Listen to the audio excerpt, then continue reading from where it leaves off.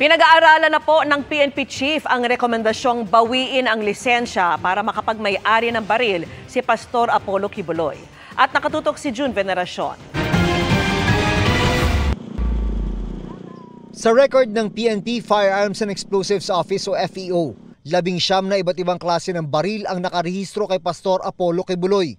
Pero dahil sa mga kinakaharap niyang kaso, nanganganib na matanggalan ng pribilehiyong makapagmay-ari ng baril ang pugating leader ng Kingdom of Jesus Christ.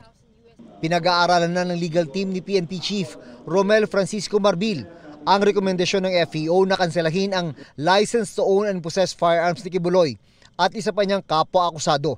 Hopefully po within the week po ay lalabas na po yung approved na resolution po for the revocation and cancellation of the LTAP and registration of firearms of Pastor Quiboloy and Miss Ingrid Canada.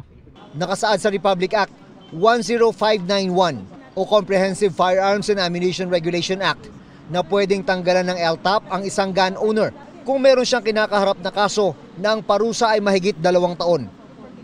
Mga kasong child and sexual abuse at qualified human trafficking ang kinakaharap nila.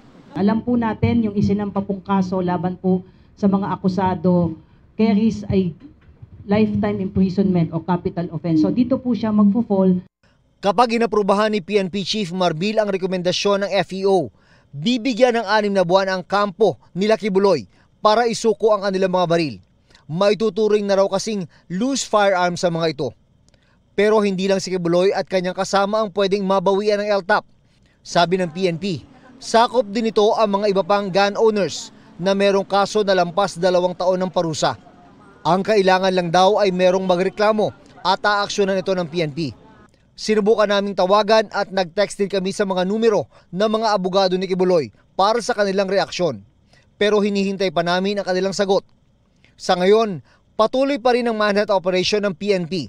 Base po sa ating coordination sa BID ay wala pa naman pong indication na nakalabas na po ng bansa si Pastor Quiboloy at yung iba pa pong akusado.